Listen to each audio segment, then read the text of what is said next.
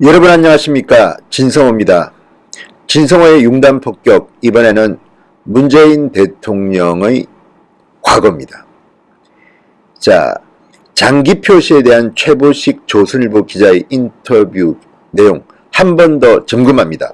워낙 화제가 됐던 인터뷰인데요. 이번에는 이 인터뷰 중에서 문재인 대통령에 관한 부분만 따로 짚어서 여러분들께 소개해 드릴까 합니다. 최보식 기자는 일주일에 한 번 정도 와이드 인터뷰를 합니다. 그런데 이번에는 장기표 씨, 제야 레전드죠. 운동권은 정말 신화입니다. 장기표 씨를 인터뷰했습니다. 그러면서 문재인 대통령에 대해서 집중적으로 물은 대목이 있는데요. 아주 충격적입니다. 우리가 알기 힘든 문재인 대통령의 흑역사일지도 모릅니다.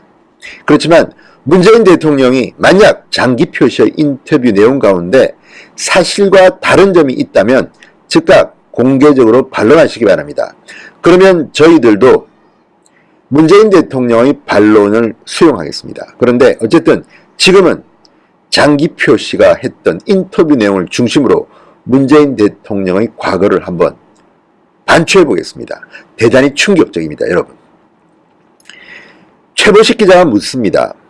문재인 대통령이 5.18 기념식에서 한 독재자 후예라는 발언을 떠올리게 되는데, 그러자 장기표 씨는 답합니다. 그런 말에 정말 분노했다. 대통령이 지지 세력을 규합하기 위해 국민을 분열시키는 말을 해도 되는가? 역사 앞에 겸손해야 한다. 일제시대에 독립운동을 안 했다고 다 친일파라고 할 수 있나? 세상이 그런 게 아니다. 최보식이 또 묻습니다. 문 대통령은 기념식장에서 1980년 광주가 피 흘리고 죽어갈 때 광주에 함께 못한 것에 대해 그 시대 한 시민으로서 참 미안하다며 말을 못 이었다. 그러자 장기표 씨는 답합니다. 그렇게 마음 아프고 빚진 인생으로 살았다면 왜 청와대에 들어가기 전에는 망월동 묘역을 참배하지 않았나? 이제 와서 이러는 것은 위선 아닌가? 권력 유지를 위한 것 아닌가? 여기서 장기표 씨는 대단히 중요한 사실을 하나 언급했습니다.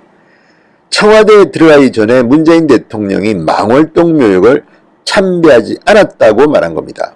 이 부분은 팩트 체크가 필요한 부분입니다. 만약 문재인 대통령이 되기 전에 한 번도 광주 망월동 묘역을 참배하지 않았다면 그 이유를 설명해야 될 겁니다. 그리고 만약 실제로는 망월동 묘역을 참배했는데 장기표 씨가 거짓말로 이런 말을 했다면 이것 또한 문제가 됩니다. 그리고 장기표 씨가 제대로 사실을 파악하지 못했을 수 있지만 장기표 씨가 그런 식으로 말할 뿐으로 저는 보이지 않습니다.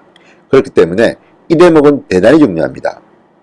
자, 그렇게 마음 아프고 빚진 인생으로 살았다는 문재인 대통령께서 어떻게 대통령이 되니까 이렇게 사람이 변하느냐? 그전에는 왜 망월동 묘역을 참배하지 않았느냐고 장기표는 묻고 있는 겁니다. 장기표의 말이 사실이라면 대단히 충격적입니다. 자, 그 다음 최보식이 또 묻습니다. 민주화 운동에 대한 문 대통령의 진심을 왜 의심하는가? 장기표가 답합니다.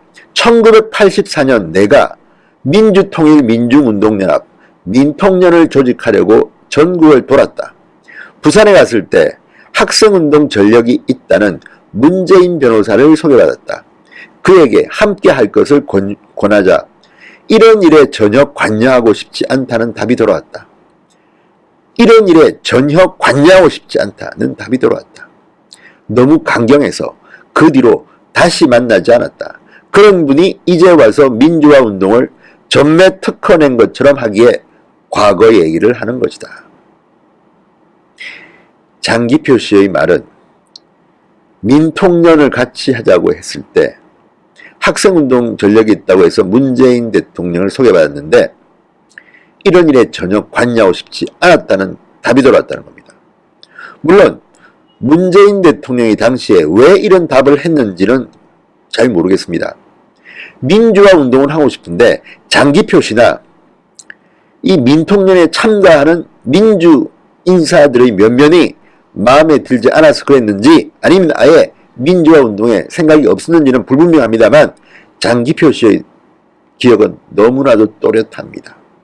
그래서 그런 분이 지금 민주화 운동을 전매 특허낸 것처럼 하기에 과거 얘기를 하는 것이다. 이렇게 장기표 씨는 말하고 있습니다. 자, 또 최부식이 묻습니다.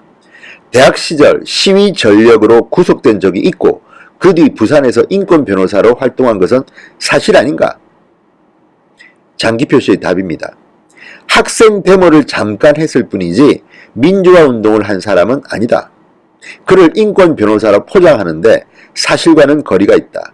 6월 항쟁, 1987년 6월 항쟁 이후에 민주화되면서 시국 사건과 노동 사건들이 본물처럼 터져나왔다. 그런 사건 몇 건을 돈 받고 맡은 적 있었는지 모르나 인권 변호사 역할을 한 것은 아니다. 내세울 만한 게 있었으면 그가 벌써 밝혔을 텐데 수임 사건 내역에 그런 게 없다. 장기표 씨의 답입니다. 장기표 씨의 말이 맞다면 또 한 번 더 충격입니다. 또 최부식이 묻습니다. 장 선생은 지난 대선에서 문재인 후보가 당선되면 안 된다며 기자회견까지 한 것으로 알고 있다. 문재인 대통령에 대해서 왜 이렇게 비판적인가? 장기표의 답입니다. 그런 애초에 정치할 뜻이 없었고 국정 운영에 대해 고민해본 사람이 아니었다. 단지 노빠의 아바타로 나온 것이다. 그런 사람이 제대로 나라를 끌고 갈 수 있겠나? 나는 당시 기자회견에서 박근혜에게는 최순실이 1명이지만 앞으로 문재인에게는 최순실이 10명이 될 것이라고 말했다. 아우, 아주 뼈를 때리는 팩트 폭격입니다. 그런데 그런 애초에 정치할 뜻이 없었고 국정 운영에 대해 고민해 본 사람이 아니었다. 이 말은 문재인 대통령도 과거에 정치할 뜻이 없다고 여러 번 말했기 때문에 사실과 부합할 수도 있다고 봅니다. 그리고 단지 노빠의 아바타로 나왔다고 장기표는 주장합니다. 자, 그리고 또 묻습니다. 최부식이. 당시 무슨 근거로 최순실 10명을 말했나? 나는 운동권 내부 정세를 잘 알고 있다. 그쪽 동네에선 운동 경력에 밀리면 꼼짝 못하는 법이다. 문재인의 학생 시위 전력은 운동권 포로와는 비교가 안 된다. 그에게는 이들에 대한 콤플렉스가 있어 운동권의 포로가 된다. 그쪽의 강경 주장에 따라가게 된다. 정부 부처마다 적폐청산기구나 과거사위원회 같은 게 줄줄이 설치된 것도 어느 주장에도 그가 반대를 못하기 때문이다. 반대하면 제대로 운동도 안 해본 사람으로 볼까 겁이 나는 것이다. 운동권에 둘러싸여 있으니 그런 정서에 지배되는 것이다. 과거 노무현도 이런 운동권 컴플렉스가 있었던 사람이다. 현 정권에서 민주노총에 절절 매는 것은 단순히 촛불 집회 때의 부채의식 때문은 아니다. 운동권 사쿠라는 원래 노동자들에게 아부하는 습성을 갖고 있기 때문이다. 자, 이 대목은 장기표 씨의 주관을 말한 겁니다. 그렇지만 어쨌든 노무현 전 대통령도 운동권 컴플렉스가 있었다는 평들이 있었습니다. 왜? 과거 노무현과 문재인은 장기표 씨의 말처럼 골수 운동권 핵심 그룹이 아니었습니다. 그래서 그 후에 운동권에서 일했던 사람들에 대해서 부채의식이 있었다고 할까요? 또는 좀 컴플렉스 같은 게 있었다는 이런 평가들이 있었습니다. 문재인 대통령도 마찬가지로 보입니다. 학생 시위를 한 전력은 있지만 근본적으로 이것을 이끌어 나가는 지도자 그룹은 아니었습니다. 그래서인지 이들의 말에 잘 따라간다는 취지로 해석하면 될 것 같습니다. 자, 이 말들을 쭉 보면서 이런 생각이 듭니다. 문재인 대통령은 여전히 민노총에 끌려다니고 있다. 장기표 씨는 이런 말도 합니다. 대기업 위주의 민노총 조합원은 전체 노동자의 평균 임금보다 3배를 받는 노동 귀족들이다. 그래서 나는 개인적으로 광화문에서 최대의 기득권 집단이 된 민노총 규탄대회를 한 적이 있다. 과거에는 약자인 노동자의 조직을 만드는 게 옳았지만 지금은 노동 귀족이 됐다는 장기표 씨의 비판입니다. 아주 공감이 갑니다. 어쨌든 이 장기표 시의 말 듣다 보면 속이 뿡 떨리는 그런 기분입니다. 물론 이 단어들, 이 말들의 장기표의 주관이 좀 섞일 수도 있습니다. 그렇지만 만약에 결정적으로 문재인 대통령의 아픈 흑역사는 그대로 드러나고 있습니다. 만약에 장기표시했던 이 말들이 사실과 다르다면 문재인 대통령은 조선일보의 기사에 대해서 반론을 시청하십시오. 그렇다면 저도 그 반론을 우리 유튜브 방송에서 인용하겠습니다. 어쨌든 저는 지금 장기표 씨의 인터뷰를 소개해드리고 있습니다. 소개해드리면서 가슴이 정말 뻥 뚫리다가도 답답하기도 합니다. 특히 몇 가지 대목이 그렇습니다. 문재인 대통령이 광주가 피 흘리고 죽어갈 때 광주에 함께 못한 것에 대해 그 시대의 한 시민으로서 참 미안하다고 했는데 그렇게 마음 아프고 빚진 인생으로 살았다면 왜 청와대에 들어가기 전에는 망월동 묘역을 참배하지 않았는가? 이 대목은 정말 뼈아픕니다. 이게 사실이라면 위선으로 평가해도 좋을 것 같습니다. 이게 사실이 아니라면 문재인 대통령은 반론하십시오. 조선일보 최보식 기자의 인터뷰에 대해서 이 내용에 반론하십시오. 그리고 위선이 아닌가, 권력 유지를 위한 거 아닌가, 장기표 씨의 이 비판은 문재인 대통령 스스로가 부끄럽게 느낄 만한 대목입니다. 어쨌든 장기표 씨가 우리가 몰랐던 문재인 대통령의 흑역사, 특히 인권 변호사라든지 민주화 운동에 대해서 상당히 중요한 정보들을 던지고 있습니다. 그래서 그럴까요? 문재인 대통령은 마치 본인이 대통령임에도 누구인가 끌려다니는 듯한, 그 뒤에 중요한 실세 세력이 있는 듯한 느낌을 준다는 말을 하는 사람들이 많습니다. 저도 그런 느낌을 갖습니다.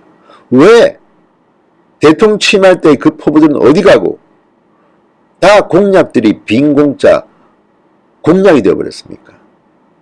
일자리 다 그렇습니다. 어쨌든 장기표 씨의 인터뷰는 문재인 대통령, 인간 문재인을 이해하는데 상당히 참고가 됩니다. 여러분, 조선일보 최보식의 인터뷰 한번 필독하십시오. 상당히 느끼게 하는 바가 많습니다. 진성호의 융단 폭격이었습니다. 여러분 감사합니다.